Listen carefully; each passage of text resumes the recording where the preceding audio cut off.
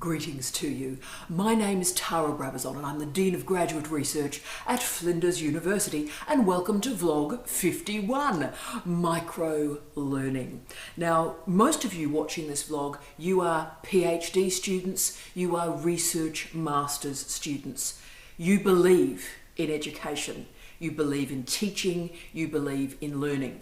If you believe in learning, particularly gaining a university level qualification, you also believe in deferred gratification. I've often described education as superannuation for the mind. You sacrifice in your present to create a better future for yourself, for your family, and also for the planet. But education, teaching and learning right now is changing, and changing radically. Part of this change, I think, is about a deathly embrace between pretty dodgy digitization and the casualisation of the academic workforce. When those two variables come together, we're finding some pretty odd and disturbing consequences, I think. But there are elements of higher education at the moment that are quite concerning, a lot of elements, and some of the future vlogs may explore those. For example, we will do a vlog on Guy Standing's The Precariat and what that particular class of workers means for higher education and people like you. Now, as you can see though, I believe a great deal in higher education. I have 3 bachelor degrees, 3 master's degrees, a couple of graduate diplomas and a PhD. And what you learn from that story is I like structured learning. I'm very interested in knowledge, new knowledge and interdisciplinarity, and I have profound respect for academics. So I would like to enroll in a degree and learn from their expertise.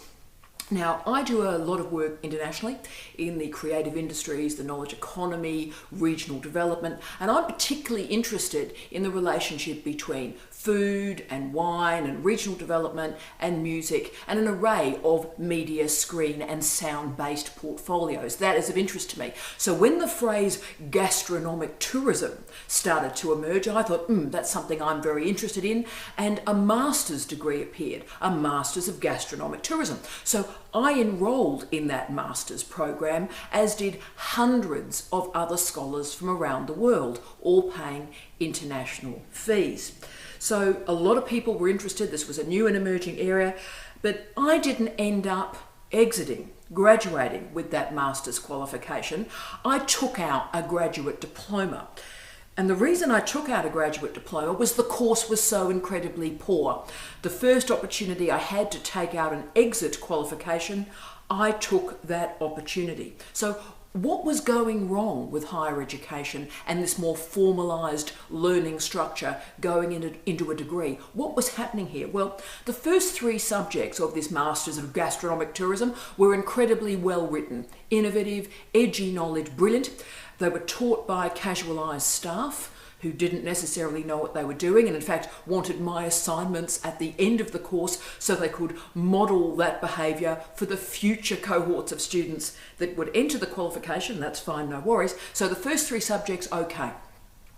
The next 3 subjects were old, dated, being multi-purpose through multiple degrees, and the reading I was enacting was 10, 15 years out of date. Now I was paying $2,650 for each subject in this course. $2,650.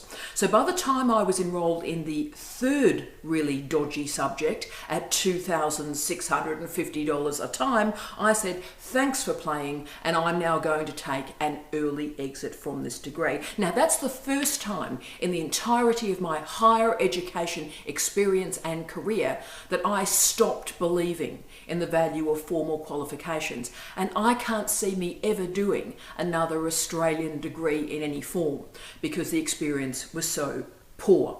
So there's lots of reasons for that decline in standards that we're seeing, a decline in reading, decline in writing, decline in scholarship, and again we'll talk about that in future vlogs. But today what I want to talk about is micro learning.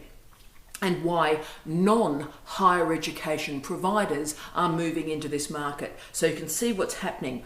Corporate providers, not universities, corporate providers are providing training for an array of workers through the economy. So this is a post-university way of thinking and learning.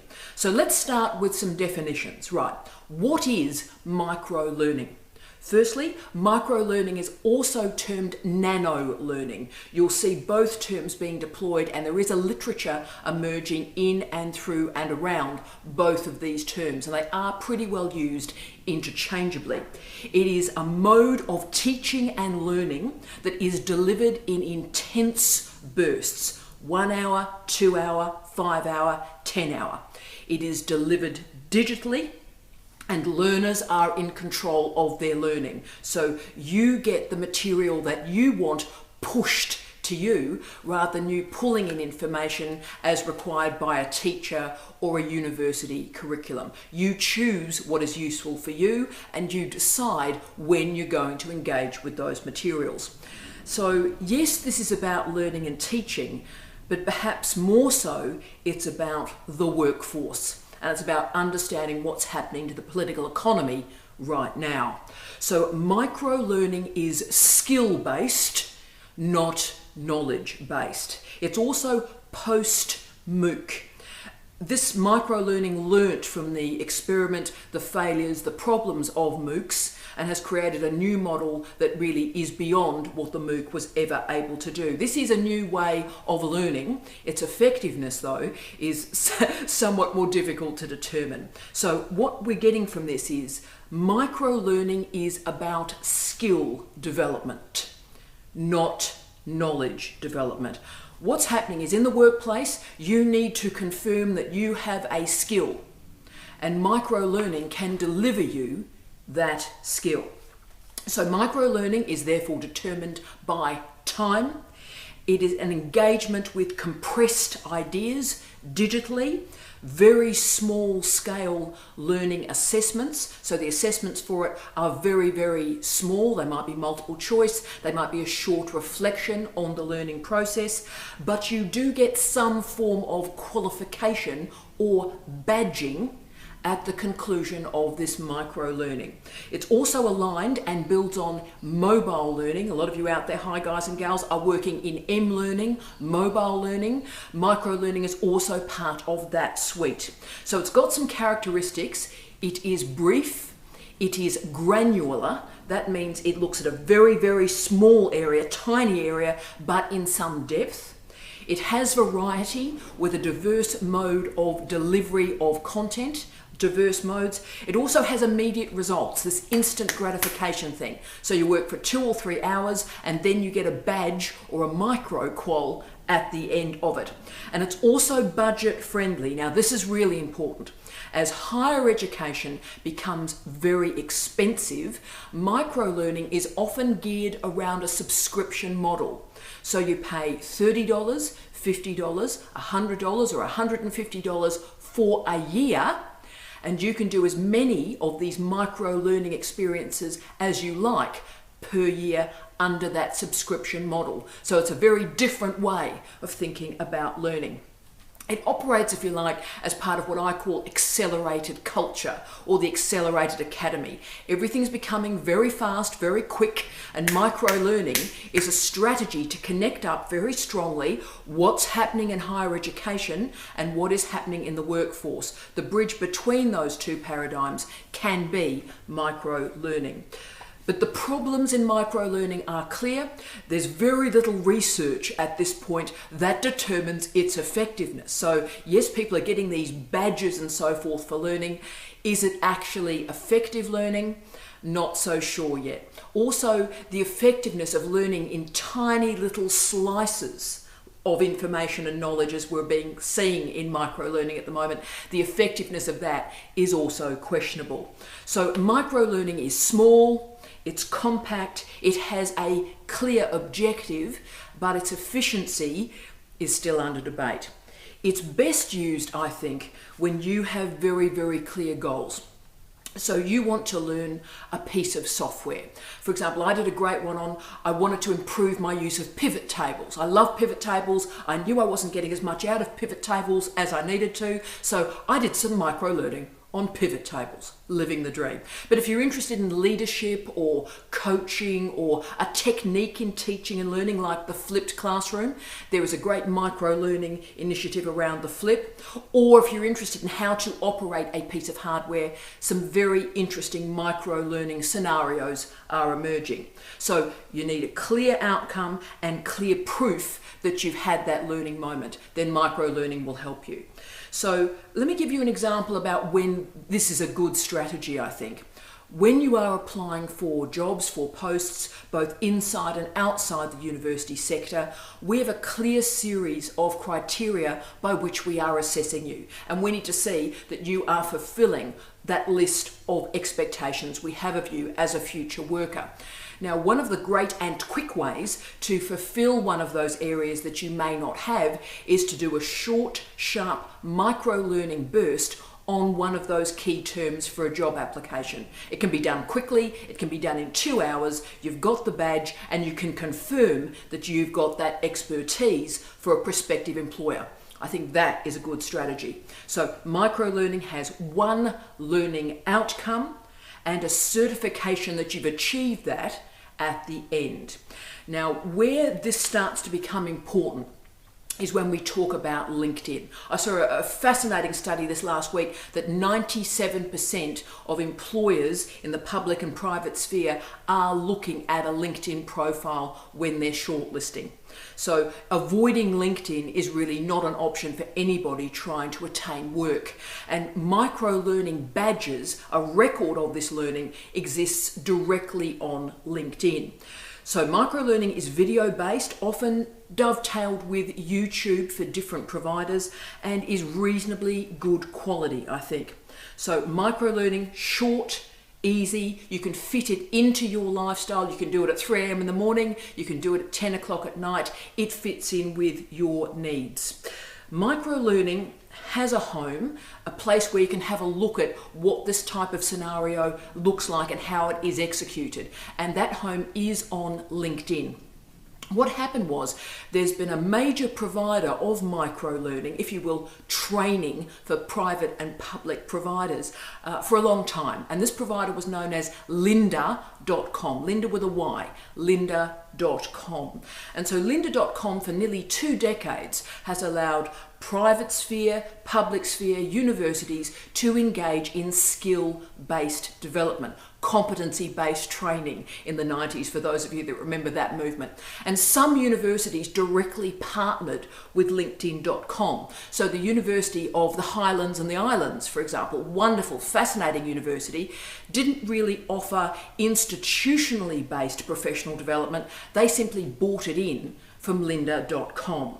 So lynda.com was an ideal project and method to create a skill-based development for the contemporary fast-paced workforce. And therefore it's not a surprise at all that LinkedIn bought lynda.com for $1.5 billion. So lynda.com always had video-led delivery, business-based outcomes, and of course very clear small tasks that you were able to do by the end of the learning experience. So they've been around for 20 years and they were useful, I think, for LinkedIn as they were moving to gain more graduates attracted to their website. You see, you are the target market of LinkedIn, and in the last year more and more graduates and more PhD students in particular have been drawn to the site. So one way they could increase and build upon that initiative was to buy lynda.com and have a new bit of LinkedIn called Learning. So if you go to linkedin.com, there's a little section that says Learning, boom, click it, that's the lynda.com suite. So what we're recognizing here is MOOCs clearly failed in this space. They deployed really old teaching methods, sage on a stage stuff that didn't work, had incredibly high dropout rates and very, very low completion rates. And I think the Times Higher, as early as 2013, noted that the completion rate for MOOCs was 7%. 7%. So that model wasn't working and would not operate for the contemporary workplace that needs to see results. So we're now in a new environment. You're completing your PhD, you're completing your research master's degree, but you need a new skill set for the public or private sector, or indeed for the university sector. And you can now gain those skills quickly from LinkedIn. Short courses, 1 hour to 10 hours, a certificate is provided, you can badge it on your LinkedIn profile. This is going well. So as you can see, the key area of growth for LinkedIn in the last year has been academics, and a whole series of new jobs are being advertised from universities around the world, noting that academics are increasingly going to LinkedIn to look for jobs. So you are the target market of the new LinkedIn, and you have to decide if it's worth the time and the money to pay a subscription per year to gain the learning suite for you. But as the cost of diplomas and degrees increases, I think microlearning is a key option for you to consider. So if you are interested in gaining some information about leadership, or coaching, or software, or hardware, and there is also, can I say, a very good suite on teaching and learning, then microlearning is a great option for you. I hope you enjoy having an experiment with this new way of thinking, this new way of learning about skills rather than knowledge. And as always, I wish you love, light, and peace. Tea out.